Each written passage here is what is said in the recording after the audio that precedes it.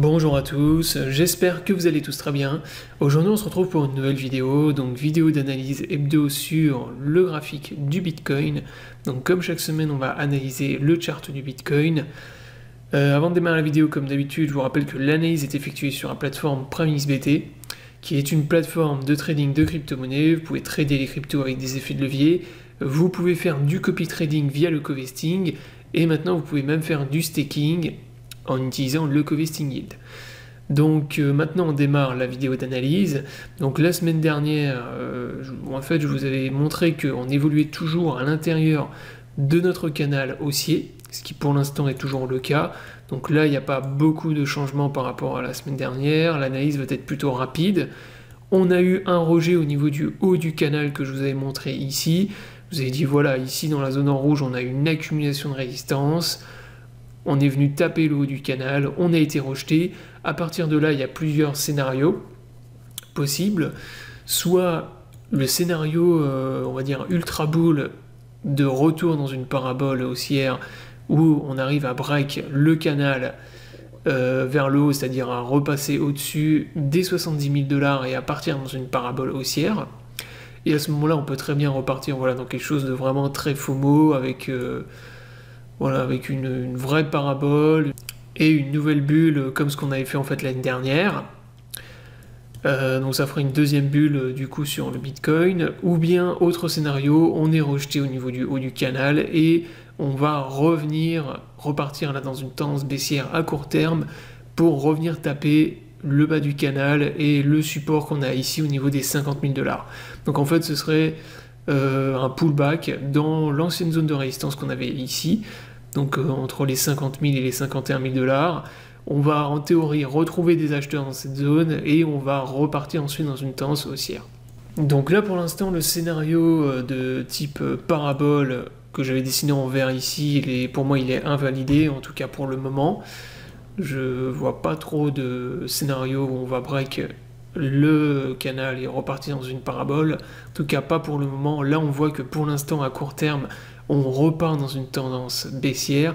Pour l'instant on a toujours notre support intermédiaire que je vous avais mis ici qui tient, en fait c'est la zone le support des 59 000 $, qui pour l'instant tient toujours.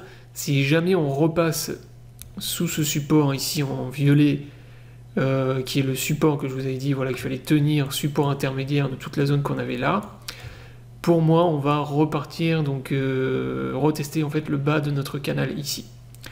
Et en théorie, si c'est le cas, on devrait retrouver des acheteurs dans cette zone. Si c'est pas le cas et que plus tard, pour l'instant c'est pas du tout le cas, mais si on était amené à casser le canal, à repasser sous ce support, donc le support des 50 000 $, là par contre, pour moi ce serait pas bon du tout. Ça voudrait dire que on a un retournement de la tendance qui est réel, au moins à moyen terme, et que ça peut nous ramener sur des niveaux de prix qui sont beaucoup plus bas, notamment les 40 000 $. Mais pour le moment on n'y est pas du tout. Moi pour l'instant le scénario que je privilégie c'est celui que je vous ai tracé tout simplement là avec les flèches, donc tendance baissière à court terme avec un Bitcoin qui va venir retaper le bas du canal. Ici, arrivé dans cette zone, on devrait en théorie retrouver des acheteurs, en tout cas il faut qu'on les retrouve, et ensuite on va repartir dans une tendance haussière. Avec, si on retape le haut du canal plus tard, vous voyez que ça peut nous amener beaucoup plus haut, ça peut nous amener un Bitcoin à 80 000 $ et même plus. Donc voilà pour l'unité de temps daily. Je vous ai montré également que sur les indicateurs on était en zone de surachat, donc raison pour laquelle je vous avais dit de faire attention dans cette zone. De TP si vous aviez des cryptos. Alors si on passe sur une unité de temps qui est plus petite, le H4, on voit que là pour le moment on évolue à l'intérieur d'un canal. Donc là je vais vous le tracer. On a un canal plus petit ici en formation qui pour l'instant est parfaitement respecté. Donc là on avait on a eu notre grosse tendance haussière durant le mois d'octobre. Durant tout le mois d'octobre, on était ultra bull. Là, on a un retracement forcément de la hausse qu'on a eue. Et pour l'instant, vous voyez qu'à court terme, on évolue à l'intérieur de ce petit canal.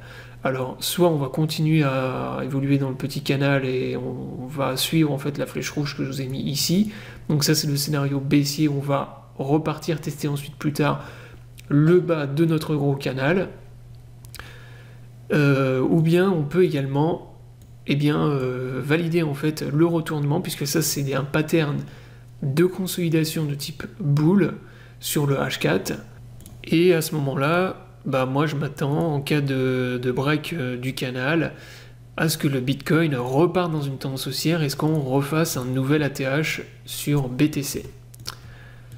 Donc là en gros, si on casse le canal, on va pump, on va probablement refaire un nouvel ATH sur Bitcoin et on va revenir taper le haut du canal, du gros canal qu'on a en daily, vers les 71-72 000 $. Inversement, comme je vous le disais à l'instant, si on continue à évoluer à l'intérieur du petit canal, on continue dans une tendance baissière et à ce moment-là, on peut continuer à évoluer encore quelques semaines dans une tendance baissière. Voilà donc pour ce qui est de l'analyse. Donc dernière chose dont je voulais vous parler, qui moi personnellement m'intrigue un peu et me fait un peu peur actuellement sur le marché, en fait c'est la fausse cassure qu'on a faite la semaine dernière. Donc la semaine dernière en fait qu'est-ce qui s'est passé? Ça j'avais oublié d'en parler, mais on est venu casser le dernier top qu'on a fait sur Bitcoin. On est venu faire un nouvel ATH légèrement plus haut au niveau des 67 000 $. Et qu'est-ce qui s'est passé derrière? On a fait en fait une fausse cassure de l'ATH et on a réintégré notre range, donc le canal. On est reparti dans une tendance baissière.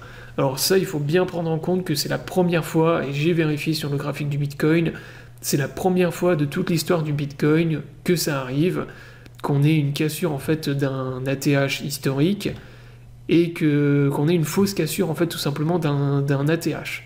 Ça n'était jamais arrivé dans toute l'histoire du Bitcoin et j'ai vérifié sur le graphique. À chaque fois qu'on venait casser l'ATH sur le BTC, systématiquement on avait des énormes pumps avec beaucoup d'acheteurs et au pire du pire on avait un pullback sur l'ATH avant de repartir dans une tendance haussière. Donc c'est ce qui se passait à chaque fois également durant le bull run de 2017. Là vous voyez qu'on avait eu un ATH ici, ici une zone ATH, un retracement, là retest de la résistance, ensuite ici cassure de l'ATH et vous voyez que derrière on a énormément d'acheteurs, donc derrière ça pump avec le prix qui passe de 3 000 $ à 5 000 $. Ensuite, retracement, pullback sur l'ancienne ATH, et ensuite on repart dans un truc FOMO et dans une parabole. Donc voilà, ça vous pouvez vérifier sur le graphique du Bitcoin. C'est la première fois de toute l'histoire du BTC qu'on a ce genre de fausse cassure, avec l'ATH qui est brisé, mais aucun acheteur. Et réintégration, en fait, on repasse sous l'ATH. C'est la première fois que ça arrive. Alors, ça ne veut pas dire, attention, que c'est non plus un signe de retournement du marché, de retour de la tendance baissière, de bear market, mais voilà, c'est à prendre en compte que c'est quand même la première fois que ça arrive, et que ça peut être quand même un signal, en tout cas bear, au moins à court terme ou à moyen terme. Voilà, donc la vidéo est terminée, j'espère qu'elle vous aura plu, donc je vous invite à vous abonner à la chaîne pour ne pas rater les prochaines vidéos. Je vous souhaite à tous une bonne journée et à bientôt pour une prochaine vidéo.